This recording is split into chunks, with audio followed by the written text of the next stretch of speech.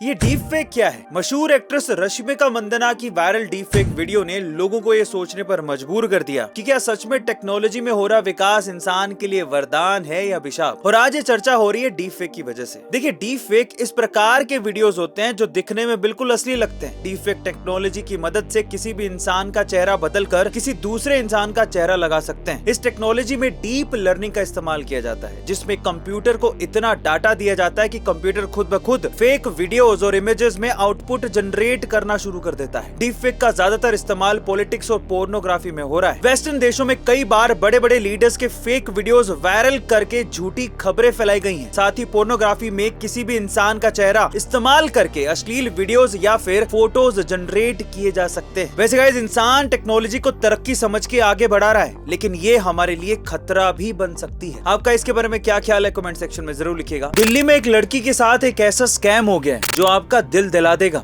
फरीदाबाद की रहने वाली अनन्या को एक कॉल आया। उसमें एक बंदा बोला कि मैं कस्टम विभाग से बोल रहा हूँ, तुम्हारे आधार से लिंक किया गया एक पार्सल कंबोडिया जा रहा है और उसमें इल्लीगल सामान मौजूद है और अब तुम्हें कोर्ट में पेश होना होगा। इसके बाद उस बंदे ने अनन्या से कहा कि तुम अब स्काइप पर लाइव आ जाओ, पुलिस वालों को आपके साथ बात करनी है। इसके बाद कुछ बंदे पुलिस वालों की यूनिफॉर्म पहनकर अनन्या से बात करने लगे। अनन्या को लगा कि ये सब सच में हो रहा है। फिर पुलिस वालों ने अनन्या से कहा कि तुम्हारे नाम पर एक FIR भी रजिस्टर की गई है क्योंकि तुम स्टूडेंट्स को फॉरेन भेजकर फ्रॉड करती हो। इसके थोड़ी देर बाद ही एक बंदा CBI ऑफिसर बनकर आया और उसने अनन्या को 15 लाख रुपए देने को कहा, लेकिन अनन्या ने पैसे देने से मना कर दिया। इसके बाद उन स्कैमर्स ने कहा कि हम तुम्हें डिजिटल अरेस्ट कर रहे हैं और तुम स्काइप से लॉग आउट नहीं कर सकती, जिसके चलते घबराकर अनन्या ने 2.5 लाख रुपए स्कैमर्स को ट्रांसफर कर दिए। आखिरकार जब अनन्या ने पुलिस वालों को ये सब बताया, उसके बाद ये स्कैम सामने आया। नई संसद में जिस महिला आरक्षण बिल पर घमासान चल रहा है, उसे पास करवाने में 27 साल का समय क्यों लग गया? चलिए जानते हैं। देखिए, इस बिल को सबसे पहले 12 सितंबर 1996 को देवेगौड़ा सरकार ने पेश किया था, लेकिन उस समय सरकार में शामिल जनता दल ने ही इसका विरोध कर दिया। इसके बाद 16 मई 1997 को भी कांग्रेस इस बिल को लाई थी, लेकिन इस बार भी सरकार में शामिल दलों ने इसका विरोध कर डाला। इसके बाद साल 1998 में बिल फिर से पेश किया गया,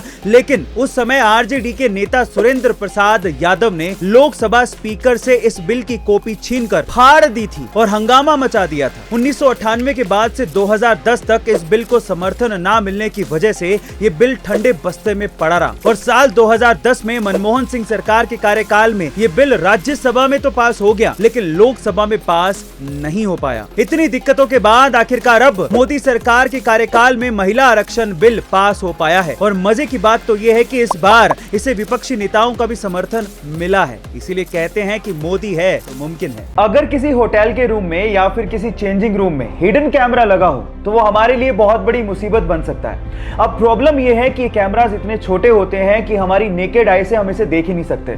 तो घबराइए मत गाइस, क्योंकि एक ऐसा पोर्टेबल डिवाइस आ गया है जो आप अपने साथ कैरी कर सकते हैं और जब आप होटल या फिर चेंजिंग रूम में जाएं तो इस पोर्टेबल डिवाइस को ऑन करके आप हिडन कैमरा को, चाहे वो कितना भी छोटा क्यों ना हो, उसे ढूंढ सकते हैं। ये लेजर LED टेक्निक पे काम करता है। जैसे आप इसे ऑन करते हैं और आंख पे लगाते हैं तो वो किसी भी हिडन कैमरा को ब्लिंक करता हुआ दिखा देता है। हिडन कैमरा चाहे ऑन हो या ऑफ, ये डिटेक्टर फिर भी उसे डिटेक्ट कर लेता है। इस टेक्नोलॉजी के बारे में जानकर आपको कैसा लगा, चैट सेक्शन में लिखना मत भूलिएगा।